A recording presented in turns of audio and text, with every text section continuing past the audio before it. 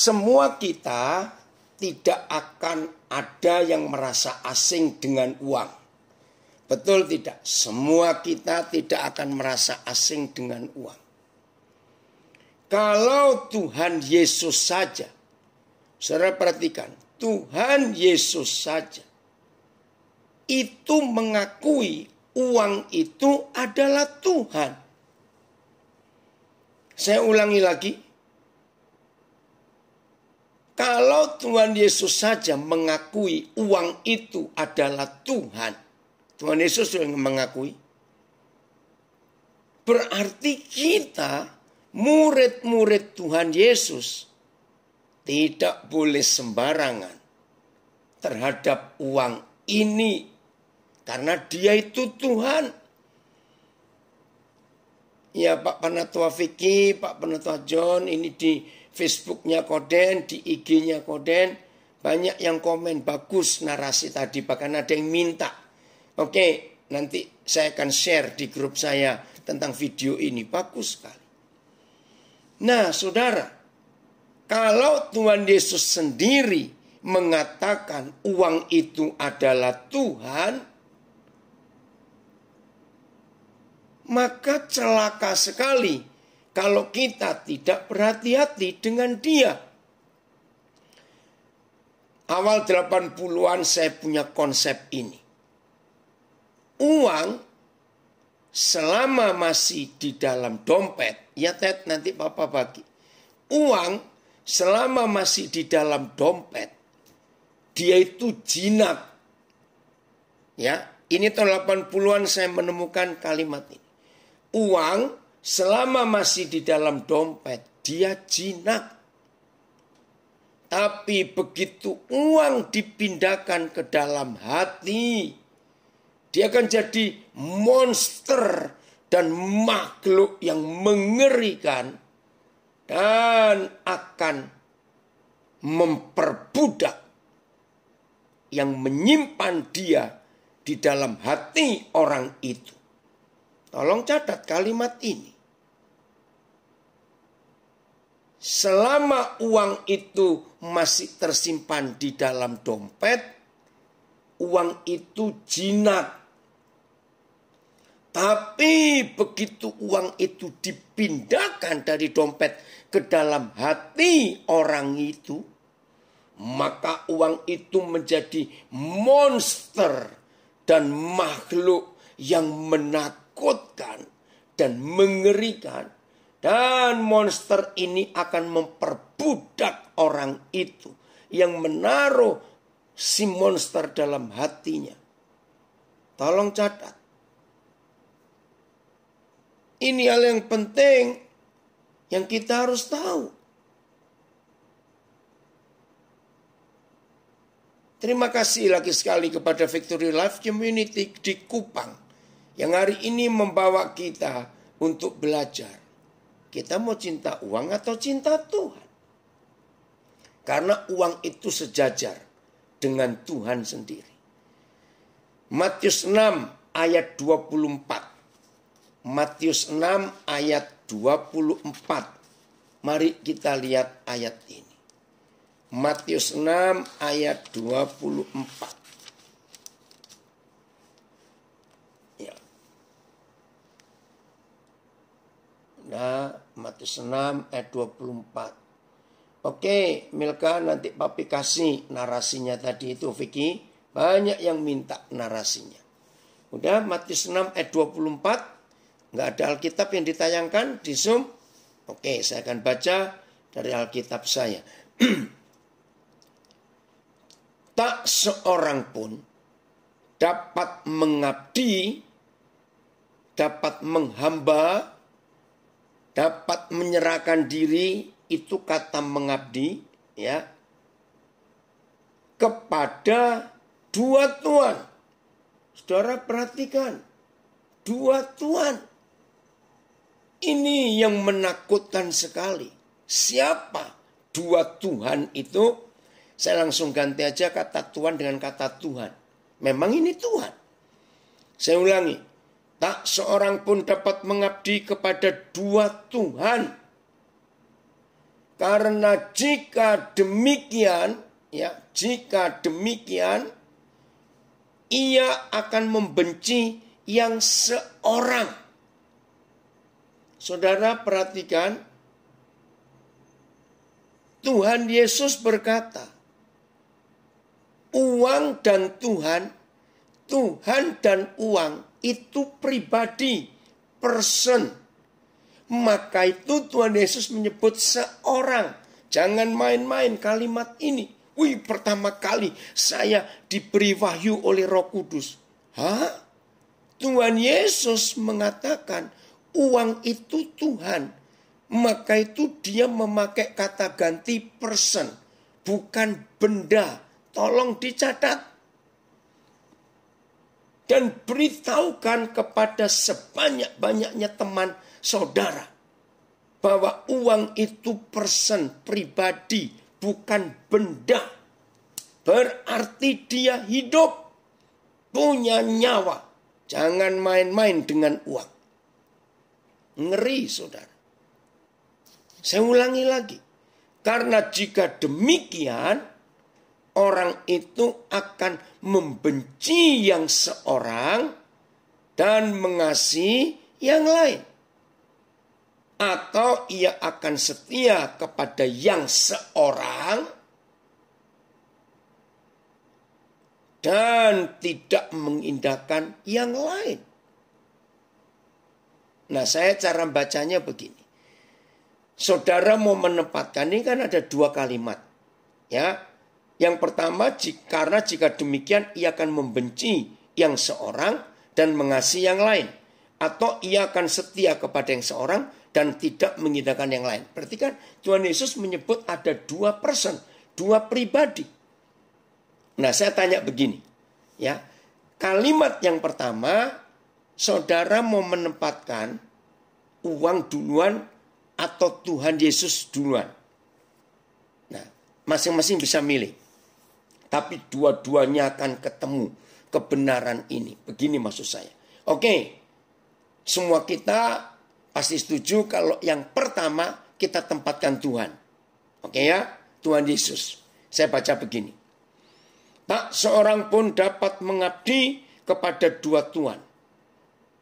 Karena jika demikian, karena yang pertama kita tempatkan Tuhan Yesus. Karena jika demikian, ia akan membenci Tuhan Yesus dan mengasihi uang.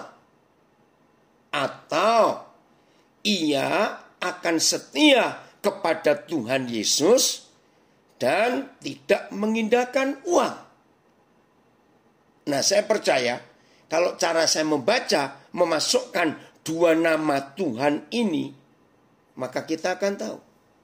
Jadi mau dibolak-balik, yang pertama maupun kedua, semuanya ketemu. Ya, saya harap saudara tahu. Oke, kalimat pertama, kita memilih Tuhan Yesus. Berarti kita akan membenci Tuhan Yesus dan mengasihi uang.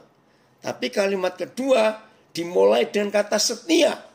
Oke, kalau yang pertama kita sebut Tuhan Yesus, berarti kita akan setia kepada Tuhan Yesus dan otomatis kita tidak setia kepada uang.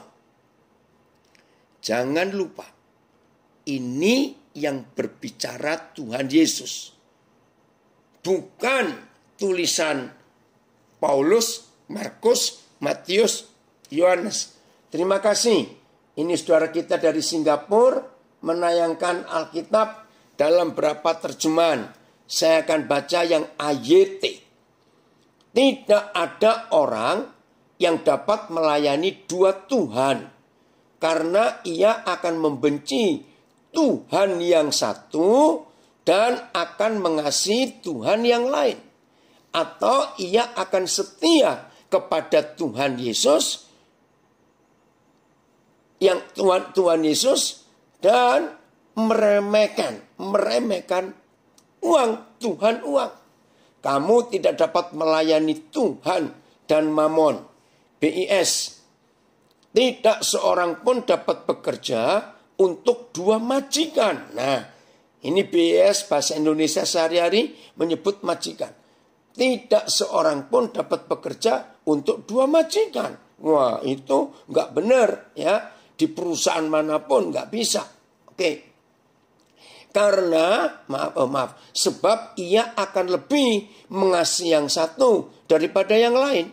Atau ia akan lebih setia kepada majikan yang satu daripada kepada majikan yang lain lagi. Begitulah juga dengan kalian. Kalian tidak dapat bekerja untuk Tuhan dan untuk harta benda juga. MILT. Tidak seorang pun sanggup mengabdi kepada dua Tuhan. Karena dia akan membenci yang satu dan mengasihi yang lain.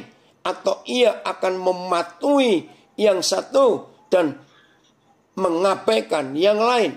Karena tidak dapat mengabdi kepada Tuhan dan Mamon. Yang terakhir, tidak seorang pun dapat mengabdi kepada dua Tuhan. Karena ia akan membenci yang seorang dan mengasihi yang lain.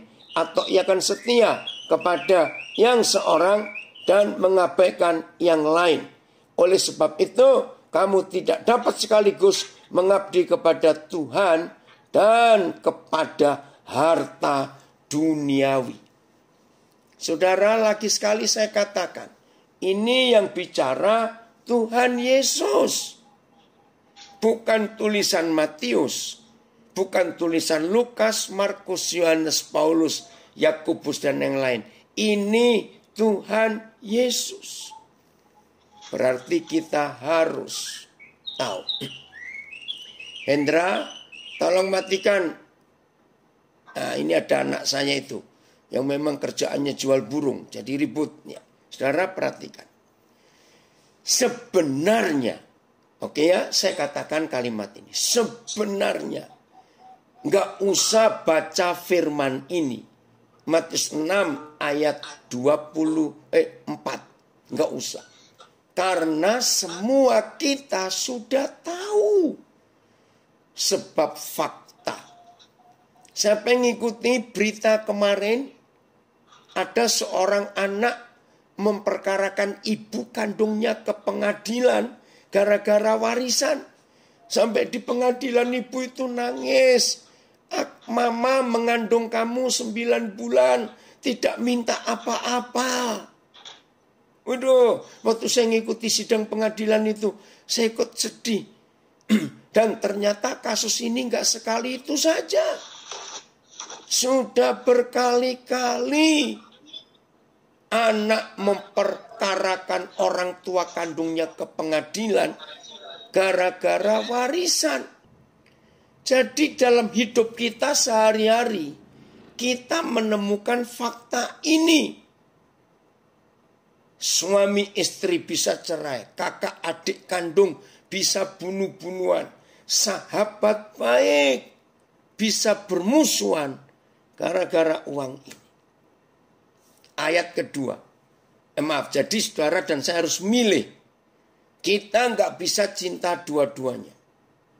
Kalau kita cinta uang, pasti kita membenci Yesus. Pasti.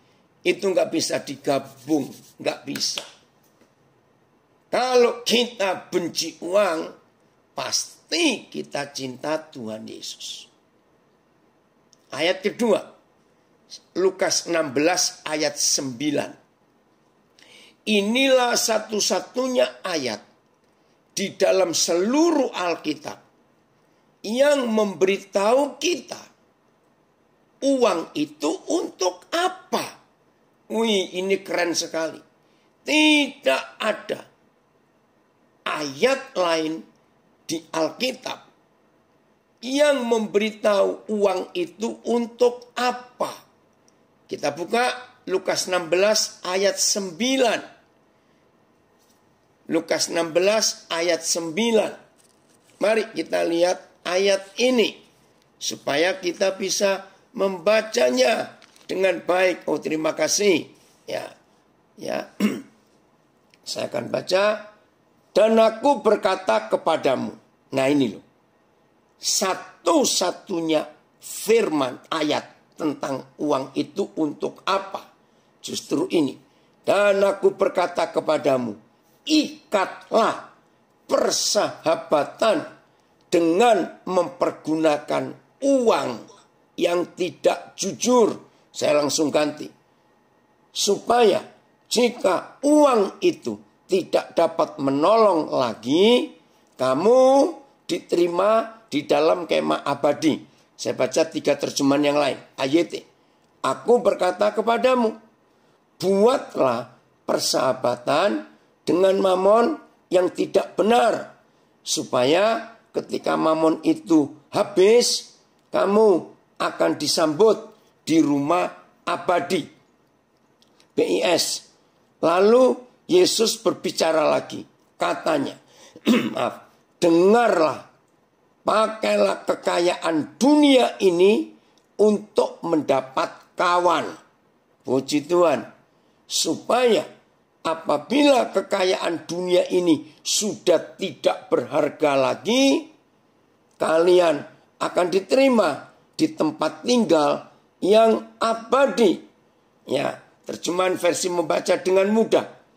Aku berkata kepadamu, gunakanlah harta dunia untuk memupuk persahabatan dengan Tuhan.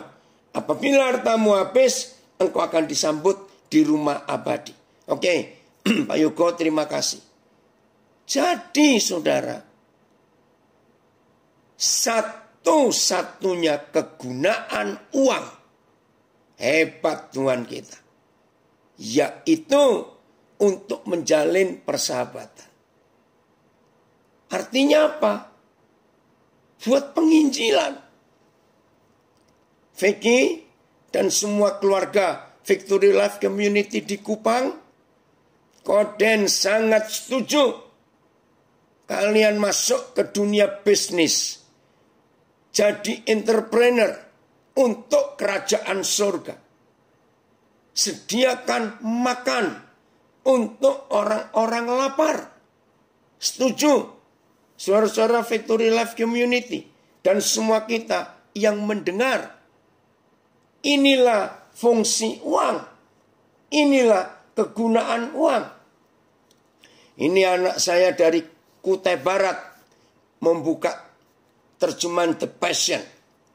It is important that you use the wealth of this world, kekayaan dunia ini, to demonstrate your friendship with God by winning friends. Nah ini loh, dengan memenangkan teman-teman, winning friends and blessing others.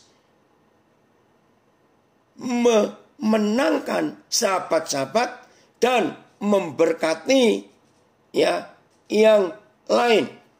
Then when this world fails and falls apart, ketika dunia ini hancur, your generosity will provide you with an eternal reward. Maka selama hidup mempergunakan uang untuk bersahabat, untuk berteman, maka ketika uang habis, dunia hancur, maka ada reward rohani yang kita terima masuk ke surga. Wih, puji Tuhan. Maka itu saudara, hati-hati dengan uang ini. Saya akan sampaikan dengan tajam sekali. Lukas 16 ayat 9. Begini. Apa itu artinya uang itu tidak bisa menolong kita lagi? Artinya uang itu tidak bisa membeli umur. Ingat ya, uang gak bisa memperpanjang usia kita. Maka itu ketika orang-orang kaya, ya betul, reward rohani itu yang tercatat di terjemahan The Passion. Maka itu selama corona ini COVID-19, saudara, tidak sedikit saya mendengar orang-orang kaya berkata, dokter, sediakan alat-alat yang paling bagus dan paling mahal untuk menolong anak saya, suami saya, istri saya. Dokter, carikan obat yang paling mahal. Orang kaya berkata, berapapun kami bayar. Saudara, sedih. Uang itu nggak bisa memperpanjang umur. Maka itu ketika uang itu nggak bisa menolong lagi. Ingat loh, hanya Tuhan Yesus yang berkata ini. Ketika uang itu nggak bisa menolong lagi, berarti kita mati. Dan selama kita hidup, punya uang banyak, for winning friends, hanya untuk memenangkan teman-teman kita, menyelamatkan teman-teman kita. Terjemahan The Passion tadi luar biasa. Maka kita yang selama hidup punya uang banyak dan dipakai untuk winning friends, memenangkan jiwa-jiwa, maka kita yang meninggal akan diterima di kemah abadi, yaitu surga. Maka saya balik, maka itu ini tajam sekali. Selama kita hidup punya banyak uang, tapi tidak kita pakai untuk penginjilan, untuk bersahabat, memenangkan jiwa-jiwa. Suatu hari kita mati karena uang kita nggak bisa menolong memperpanjang umur kita. Saudara, balik. Apa lawan katanya? Rumah abadi, kemah abadi, neraka. Maka itu di perjanjian baru ada 3 ayat yang memberitahu kita. Tolong catat 3 ayat. Cari sendiri. Yang tertulis, orang yang tidak berzina, tidak membunuh, tidak merampok, tidak dendam. Berarti orang hebat bukan? Tapi pelit. Menurut 3 ayat di perjanjian baru, orang itu walaupun pendeta kaya yang pelit, tetap akan masuk neraka. Tidak diterima di kemah abadi. Maaf saya berkata ini. Banyak orang kaya tidak suka mendengar pernyataan ini. Bahwa ada 3 ayat di perjanjian baru yang memberitahu orang kaya yang pelit. Orang pelit, orang miskin juga ada yang pelit. Walaupun tidak berzina, tidak membunuh, tidak dendam, tidak merampok, tetap akan masuk neraka.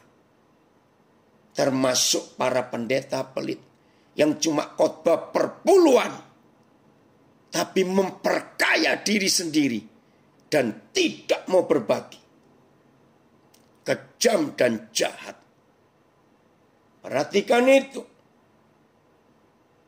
Maka itu hamba-hamba Tuhan saya minta, enggak usah kalian terobsesi dengan barang-barang bermerek. Stop.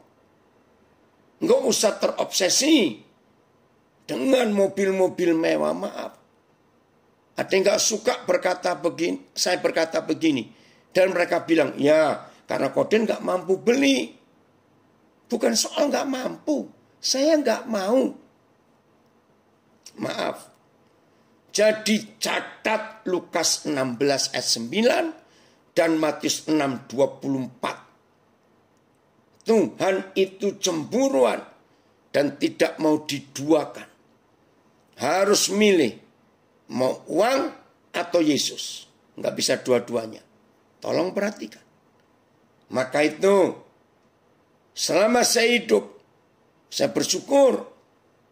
Saudara, Tuhan sangat memberkati. Saya cuma cerita.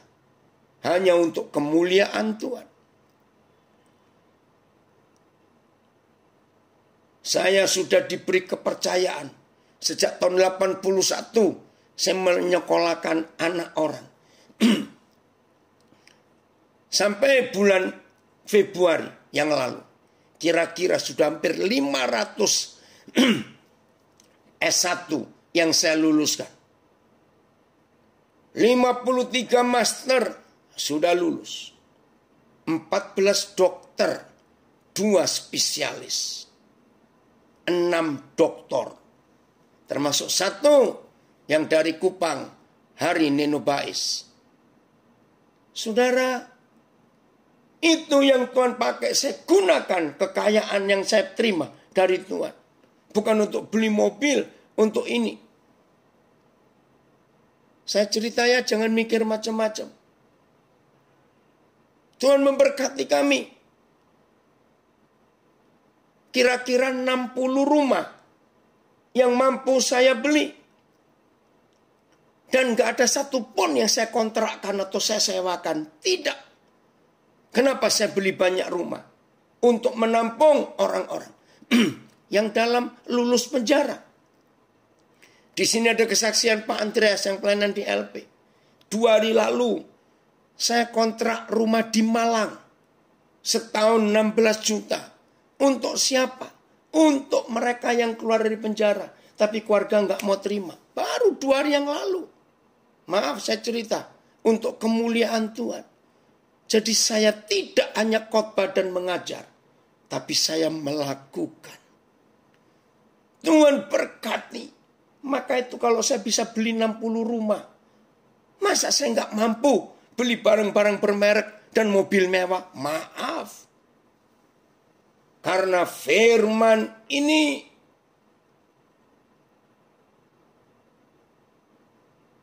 saudara, ayo kita mengambil keputusan. Oh ini ada tambahan betul salah satu ayatnya dari 1 Korintus 6 ayat 10. Terima kasih. Saya akan baca dari beberapa terjemahan. Ini ada bahasa Jawa ya, karena saya orang Jawa. Kang nyenyolong, serakah, seneng endem-endeman, tukang mitena, lan tukang jara raya, iko ora bakal tompo warisan keratoning Gusti. Orang pelit. Ya.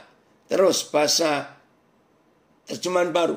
Pencuri, orang kikir, pemabuk, pemfitnah, dan penipu tidak akan mendapat bagian dalam kerajaan surga. Puji Tuhan. Nah inilah fakta. Bagaimana kita hidup untuk masuk dalam rencana Tuhan yang luar biasa. Gunakan uang untuk penginjilan. Katakan cukup untuk diri sendiri. Nah, mungkin ada yang tercengang-cengang, ada yang bingung. Saya mau katakan, nggak usah bingung. Karena begini, mencintai, ya ingat loh, uang tadi juga seorang pribadi. Coba saudara renungkan. Kalau saudara mencintai seseorang, gimana sih sikapnya? Ngerti nggak? Kalau saudara mencintai seseorang, suami mencintai istrinya, istri mencintai suaminya, papa mama mencintai anak-anaknya, anak-anak cintai papa mamanya. Ini loh konsepnya.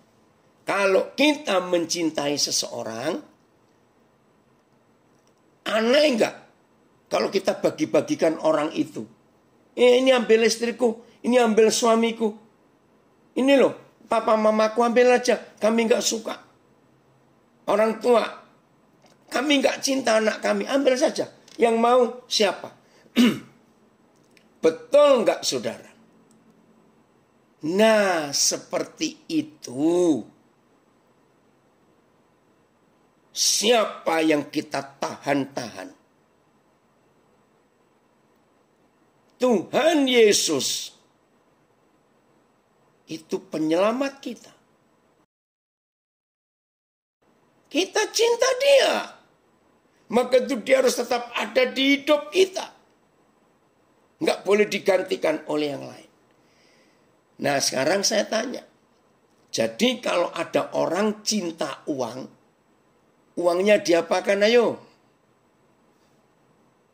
Kalau ada orang cinta uang, artinya dia sayang uang itu dan dikekap, dipeluk, didekap, disimpan. Nggak mungkin dibagi-bagikan. Karena dia cinta uang itu. Ngerti nggak konsep ini? Maka itu saya nggak pernah. Ya karena saudara-saudara di Kupang baru kenal saya. Tapi yang ikut Zoom, Facebook, Instagram saya cukup banyak yang kenal saya. Dan mereka tahu. Saya ini punya perasaan yang unik yang Tuhan beri di hati saya. Maka itu saya takut menikah. Karena saya takut istri saya tidak mendukung pelayanan saya. Yaitu suka hambur-hamburkan uang. Nyekolahkan anak orang itu nggak main-main. Bayangkan. Nah, istri mana yang mau diajak miskin terus? Ngerti nggak kalimat ini? Nggak ada dong. Istri mau diajak miskin terus. Maka itu saya takut menikah. Karena jauh sebelum saya menikah, Tuhan sudah berikan saya hati. Uang dibagikan. Uang dibagikan. Bukan untuk disimpan. Nah, mau menikah, saya ceritakan kepada istri saya. Siap nggak? Kita akan sering nggak punya uang. Wih, itu belum menikah, saudara. Kurang 2 bulan atau 3 bulan. Dia kaget. Nah terus bagaimana? Untuk kebutuhan kita. Ada. Puji Tuhan, Tuhan beri saya istri yang luar biasa. Masuk tahun ketiga pernikahan kami. Karena saya serahkan dia pegang uang. Karena dia itu pegawai bank. Ya, yang ngitungin uang teliti sekali. Nah, waktu saya menikah, saya bilang begini. Income kita ada 2. Saya bilang. Oh ya? Apa saja? 1. Persembahan pelayanan. Kedua. Itu bonus. Nah istri saya tanya. Belum menikah. Belum. Bonus itu apa? Jadi gini. Kalau saya pas nggak pelayanan. Lalu ada orang kirim berkat. Oh begitu. Iya. Tapi saya bilang. Jangan begitu dulu. Loh kenapa? Ternyata bonus kita itu ribuan persen jumlahnya dari hasil pelayanan. Dia nggak bisa ngerti. Maka itu, dan saya pesan, ingat ya. Kalau kita dapat bonus, catat. 1 rupiah pun tidak boleh kita pakai untuk keperluan kita. Dalam rumah. Sudahlah, lihat dulu. Nah, saudara dia heran. Lewat tahun pertama pernikahan kami, dia bingung-bingung, saudara. Betul, bonus yang kami terima itu ribuan persen dari hasil persembahan. Bayangkan. Maka itu, kalau saudara dengar saya bisa nyekolahkan sampai hampir 500 S1 lulus.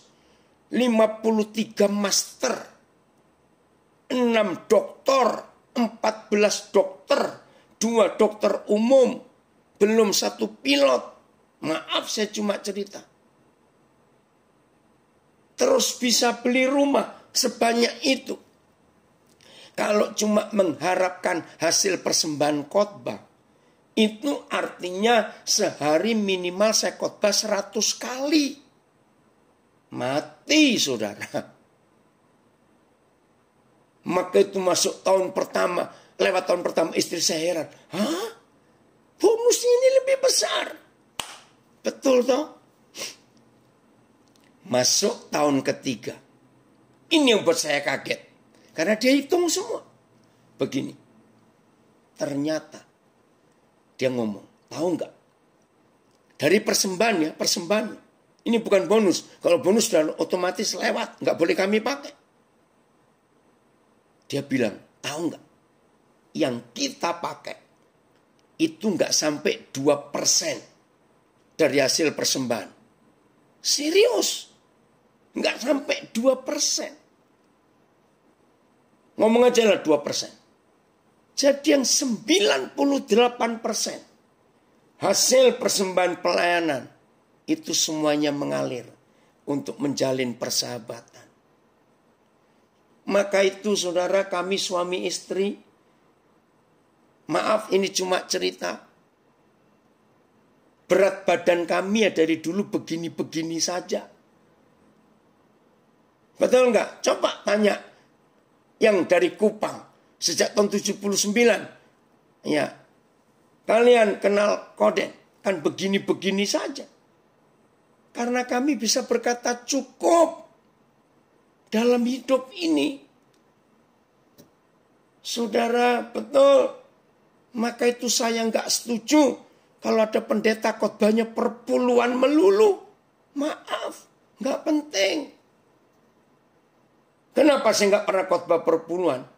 Karena saya memberi hampir 100%. Yang kami pakai cuma nggak sampai 2%. Maka kalau saya khotbah perpuluhan, saya munafik. Tolong ya saudara, jangan sibuk dengan perpuluhan. Maaf, karena Tuhan minta 100% dari hidup kita. Maka itu saya berkata, apa yang saya katakan? Maaf. Ada roh jahat di balik perpuluhan. Wih, kok ada? Betul. Karena orang-orang yang punya uang banyak dan sudah memberi perpuluhan, maka dia punya sikap hati. Enggak semua ya, jangan tersinggung. Enggak semua. Dia berkata begini. Tuhan, jangan urus yang 90% ya. Kan kami sudah memberi Tuhan 10%. Jadi yang 90% itu hak kami. Kami mau belanjakan apa, mau beli apa, urusan kami. Ada loh saudara, orang yang sudah memberi perpuluhan berpikir begitu. Maka itu kita harus sadar. Uang itu bukan ditabung dan disimpan. Nah, ini lebih berat lagi. Dari ayat mana saya berkata? Uang itu nggak bisa ditabung dan nggak perlu disimpan. Maka itu banyak orang, termasuk banyak gereja, yang tidak suka mengundang saya khotbah. Karena saya menyampaikan kebenaran. Saya ulangi, saya menyampaikan kebenaran. Kalau salah saya katakan salah. Kalau benar saya katakan benar. Harus begitu. Ini ayatnya.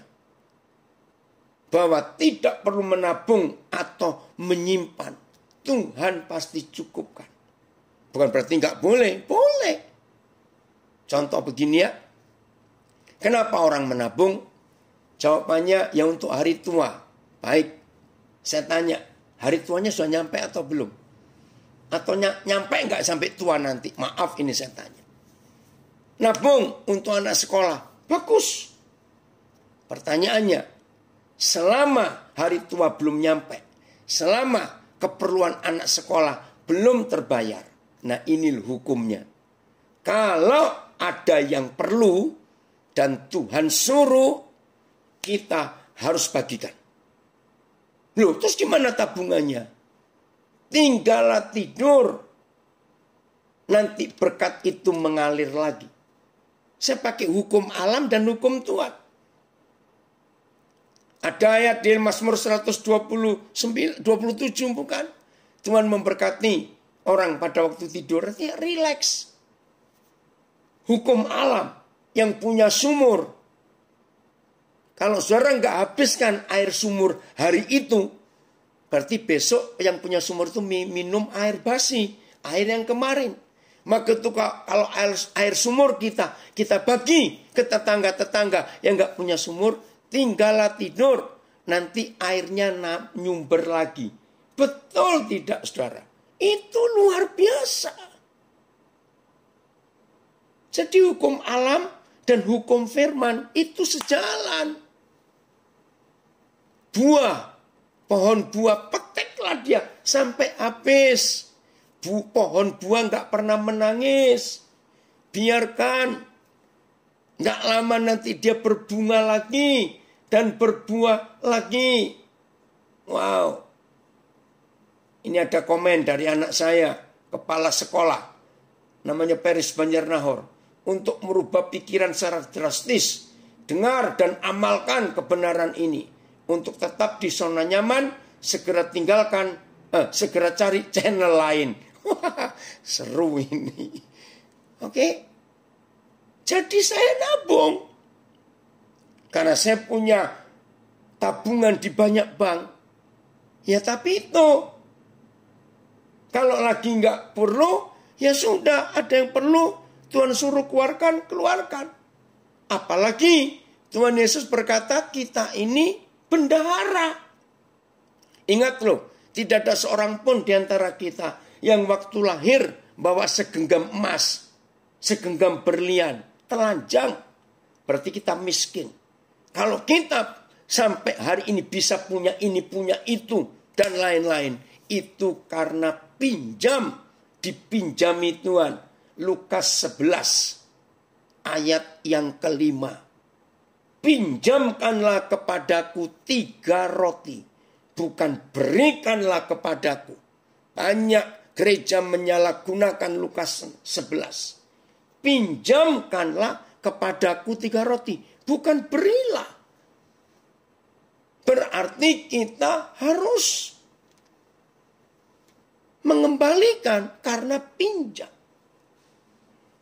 Lah bayarnya bukan kepada Tuhan. Kalau kita dapat pinjaman.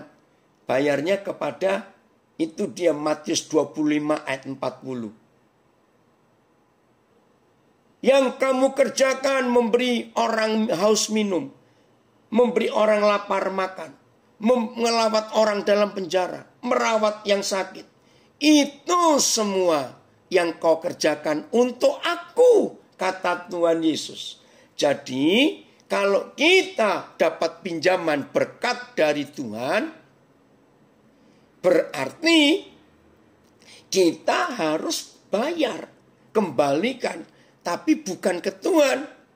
Ke orang-orang yang terdaftar 7 kelompok di Matius 25 ayat 40. Caranya begitu. Maka itu Victory Life Community. Tadi waktu Koden dengar gembala saudara mengumumkan. Mulai bulan Maret ini akan ada koperasi. Akan ada bisnis. Akan ada memberi makan orang banyak. Wow. Vicky, kerjakan itu. Karena itu kesukaan Tuhan. Maaf saya berkata. Saudara jemaat yang bergabung di Victory Life Community Kupang. Dan uang saudara banyak. Jangan pura-pura tuli. Maaf saya berkata. Bagikan. Buat sehebat-hebatnya. Sampai nggak ada orang lapar lagi di Kupang. Karena saudara. Dari Kupang keluar. Sampai ke kota-kota lain. Soe, Camplong, ke Femenanu. Ya, terus sampai ke Wetar. Ya, sampai ke Semau. Terus, saudara, berbagi. Nah, sekarang kita buka ayat ini. 2 Korintus 8 ayat 9. Inilah firman yang saya pakai. Jadi saya tiap kali dapat kebenaran yang dibukakan oleh Roh Kudus. Luar biasa. Saya pasti lakukan. Oke, ada yang tanya. Bagaimana kalau ada orang yang sudah ditolong, dibantu dalam keuangan, tapi orang itu malah memanfaatkan. Nah, dan gak sadar-sadar. Ya jangan kita bodoh. Kalau tahu orang itu malas, ya cukup, nggak usah diberi. Katakan kepada dia, hei, aku kau anggap apa? Bankmu, ATM-mu, minta terus. Bertobat kamu. Ajari begitu. Harus tegas. Ya, oke. berkati aja maksudnya nggak bisa. Ya, oke, kita lihat 2 Korintus 8 ayat 9. Mari kita lihat ayat ini. Wow, ini luar biasa. Dari ayat ini sudah banyak lagu yang digubah. Dan lagunya sangat rohani. Karena kamu telah mengenal kasih karunia Tuhan kita Yesus Kristus. Bahwa ia yang oleh karena kamu menjadi miskin sekalipun ia kaya. Supaya kamu menjadi kaya oleh karena kemiskinannya. Ayat. Sebab kamu mengetahui anugerah Tuhan kita Yesus Kristus. Bahwa walaupun ia kaya, ia rela menjadi miskin demi kamu. Supaya melalui kemiskinannya kamu menjadi kaya.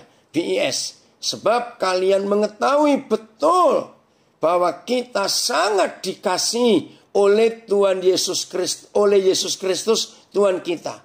Ia kaya, tetapi ia membuat dirinya menjadi miskin untuk kepentinganmu, supaya dengan kemiskinannya itu kalian menjadi kaya. Oke, cukup sampai di sini pembacaan itu. Dengar baik-baik. Begini yang saya terima tahun 7 awal 80-an.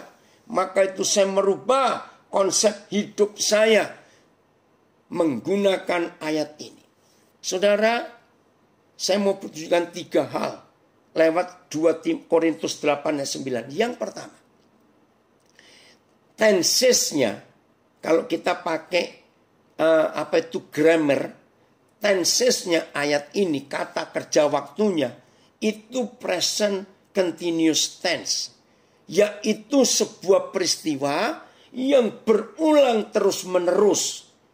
Wih, ini luar biasa.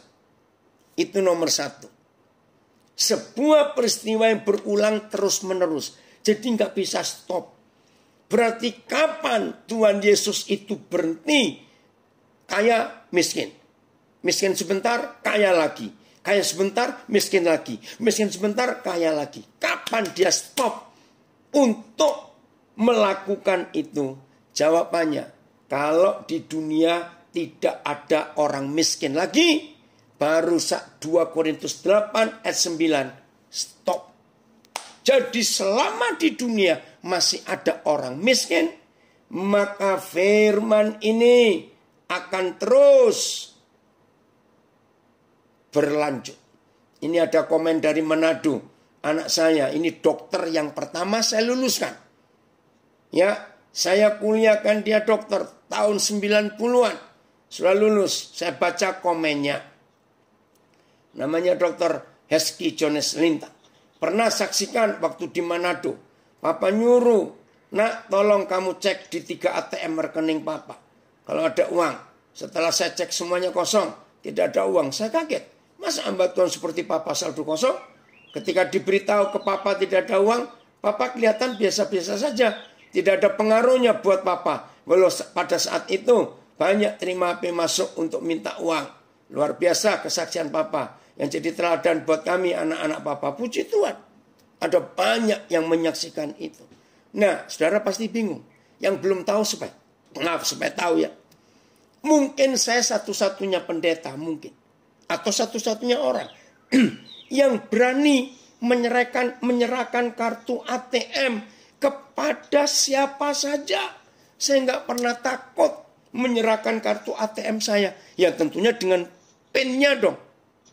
Nah saudara, kenapa saya nggak pernah takut menyerahkan kartu ATM? Begini logikanya. Orang yang di ATM-nya banyak saldo tidak mungkin berani menyerahkan kartu ATM-nya ke orang lain. Tapi kalau orang itu sadar saldonya sering nggak ada, maka dia nggak takut menyerahkan ATM-nya ke orang lain. Halo, ada orang tidak. Serius. Maka itu saudara boleh cek ke orang-orang dekat dengan saya. Mereka tahu. Itu luar biasa. Nah, sekarang saya mau uraikan. Begini prosesnya. Yang kedua, ya, yang pertama person consent, yang kedua. Berarti saudara sadar, yakin, percaya Tuhan Yesus itu sering kaya, sering miskin, sering kaya. Ini penting. Saudara tidak akan mengerti rahasia 2 Korintus 8 ayat 9 kalau saudara tidak mempercayai Tuhan Yesus sering kaya tapi sering miskin. Sering miskin tapi sering kaya. Betul. Ini luar biasa. Baik, Vicky, nanti Koden kenalkan ada pelayanan namanya Kinarya. Wih, itu punya koperasi hebat, Vicky. Yang nanti Koden kenalkan ini pendirinya dan saudara kita ada di Zoom. Ada di Facebook. Ya, nanti Koden akan sambungkan kalian. Ini sudah berhasil menjalankan koperasi untuk janda-janda, untuk orang-orang miskin di banyak tempat di Indonesia. Luar biasa. Ini ada komen lagi. Sempat lucu, cek habis. Papa bilang, ya udah, nanti aja. Betul. Nah, ini yang kedua ya. Jadi saudara harus percaya, Tuhan Yesus itu sering kaya, tapi sering miskin, tapi juga sering kaya. Kok bisa? Nanti saya jelaskan. Yang ketiga, saudara dan saya mantan-mantan miskin, tetapi sejak bertemu Tuhan Yesus langsung kaya. Jangan stop. Maksud ayat ini, begitu kita mantan miskin, lalu bertemu Tuhan Yesus dan dia buat kita jadi kaya. Kita sering ketemu orang miskin enggak? Sering ketemu orang susah enggak? Pasti. Nah, lakukan firman ini.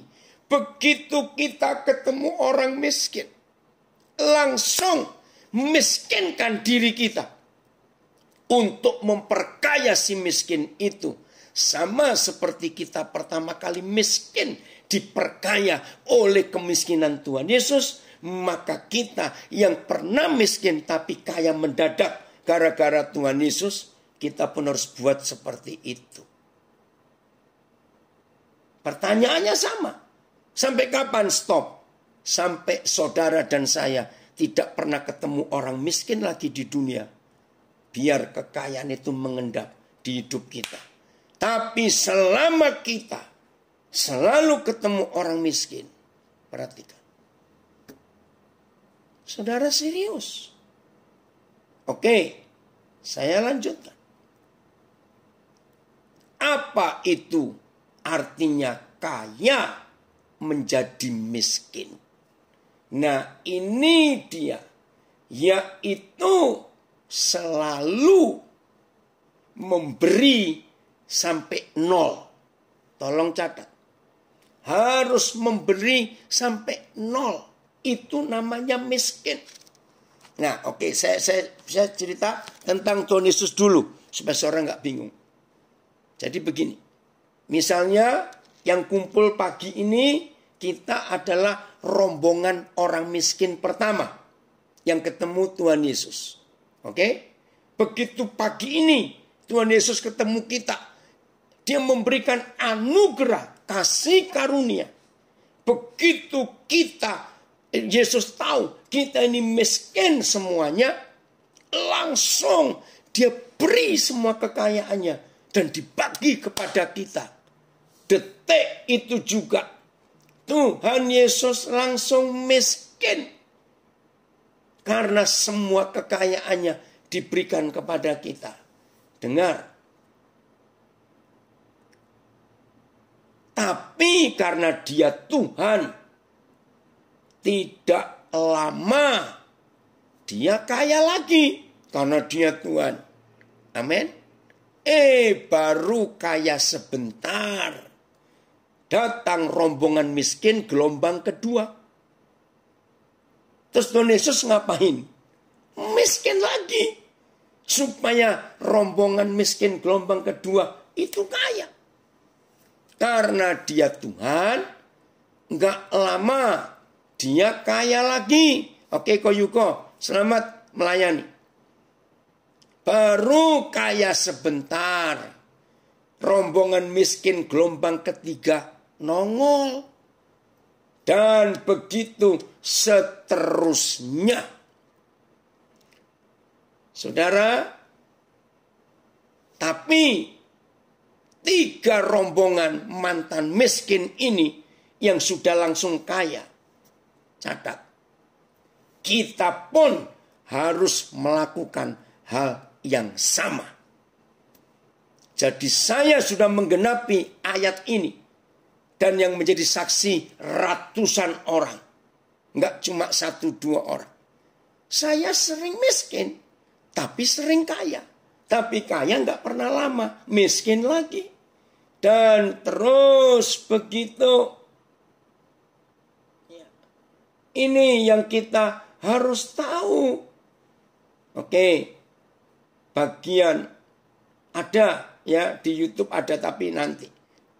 Sekarang bagian terakhir. 2 Korintus 8 ayat 1 sampai 3. Ini ayat yang terakhir. Enggak apa-apa ya. Victory Life Community panjang sedikit. 1 jam 22 menit saya khotbah. 2 Korintus 8 ayat 1 sampai 3. Ini yang menjadikan ada ayat 9 di 2 Korintus 8. Karena 3 ayat yang pertama ini. Saya akan baca. Judulnya pelayanan kasih. Saudara-saudara, kami hendak memberitahukan kepada kamu tentang kasih karunia yang dianugerahkan kepada jemaat-jemaat di Makedonia. Masih ingat ayat 9-nya tadi? Karena kamu telah mengenal kasih karunia Tuhan kita Yesus Kristus. Jadi sama. Kasih karunia. Apa yang dialami oleh gereja-gereja di Makedonia. Perhatikan. 3 kondisi. 1. Selagi dicobai dengan berat. 2. Dalam pelbagai penderitaan. Sukacita mereka meluap. Kondisi ketiga. Meskipun mereka sangat miskin. Perhatikan. Saya awal 80-an diajar habis oleh Roh Kudus lewat 2 Korintus 8. Maka itu pola hidup saya dengan uang seradikal yang saya saksikan kepada semua saudara hari ini. Gara-gara firman ini. Gara-gara Matius 6:24. Gara-gara Lukas 16 ayat 9. Saya radikal melakukan firman Tuhan ini. Ada yang komen, betul. Saya ngajari anak-anak saya prinsip terima kasih. Loh, apa itu? Kalau kita ditolong orang nggak mau berterima kasih, malu dan itu orang jahat. Artinya setelah diterima, ya dikasih. Bukan diterima, disimpan. Tidak.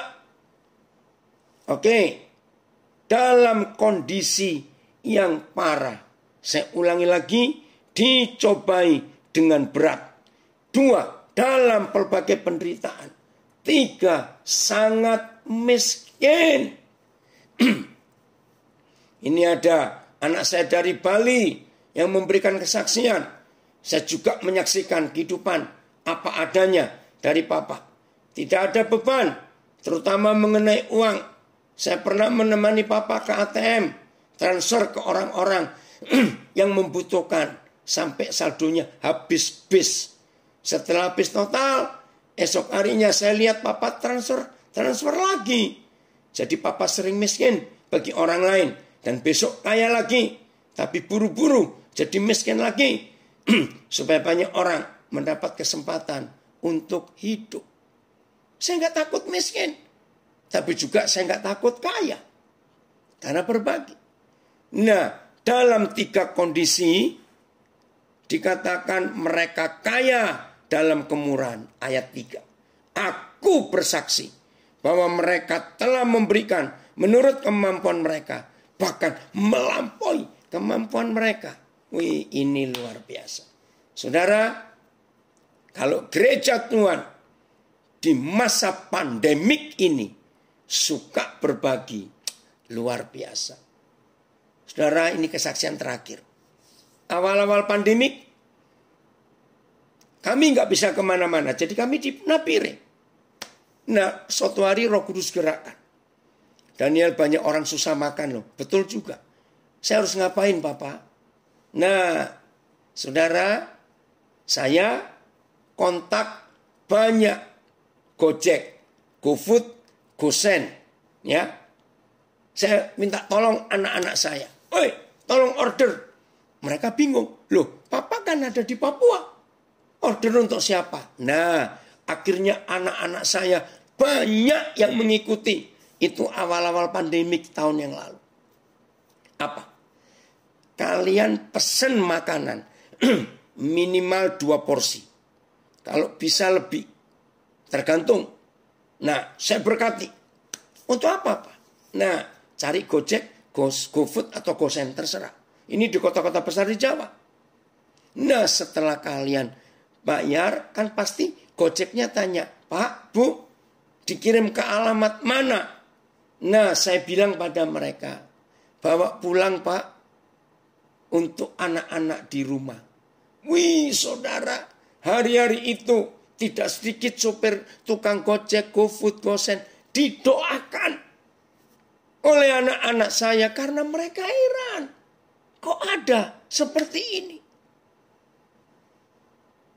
Saya sering makan di beberapa tempat makan.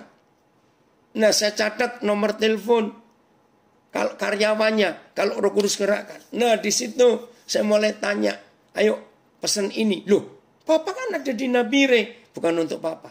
Itu saya bagi-bagi. Maaf, saya cuma cerita. Saya punya banyak kontak sopir taksi, sopir Grab. Saya kontak mereka. Saya minta nomor rekening mereka. Mereka heran. Untuk apa? Ini zaman susah. Kalian kan susah. Nggak banyak, saudara. Oh, nggak sampai jutaan, nggak. Tapi berarti uang itu mereka kagum. Bapak kok masih ingat saya? Ya ingat. Ingat anak. Dan saya doakan mereka. Saya sampaikan kebenaran. Biar Roh Kudus yang menyirami. Nanti Tuhan akan menumbuhkan dan orang lain memanennya. Saya baca lagi kesaksian. Anak saya seorang guru di Nabire. Pernah juga sekitar tahun 2006. Kalau gak salah. Saya temani Papa ngajar di salah satu gereja. Waktu itu HP Papa yang paling bagus. Waktu itu Nokia yang kayak laptop. Oh ya. Ya, apa itu namanya? Oh Yos. Terima kasih Yos. Ya. Saya communicator. Ya betul. Terus saya baca ya. Ketinggalan di taksi. Ya. Tapi Papa reaksinya tenang saja. Saya yang panik. Saya telepon berapa kali. Tapi tidak diangkat HP-nya. Papa cuma bilang, udah nggak apa-apa. Berapa menit kemudian si supir taksi kembali lagi dengan kembaliin HP Papa yang ketinggalan. Itulah saya nggak pernah takut kehilangan barang, kehilangan uang. Asal bisa berbagi. Oke, Tuhan Yesus memberkati kita semua. Terima kasih kepada para penatua, Pak Feki Kana, Pak John Vanggidai, dan semua keluarga besar Victory Life Community. Timor diberkati Tuhan karena saudara. Indonesia diberkati Tuhan karena kita semua. Dunia diselamatkan karena gereja Tuhan taat melakukan firman Tuhan. Puji Tuhan.